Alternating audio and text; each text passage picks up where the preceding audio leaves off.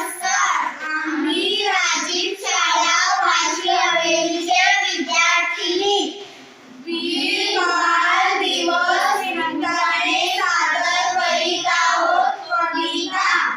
नन्ही सी उम्र में देखो क्या कमाल कर गए. नन्ही सी उम्र में देखो क्या कमाल कर गए. धर्म के खातिर अपनी जान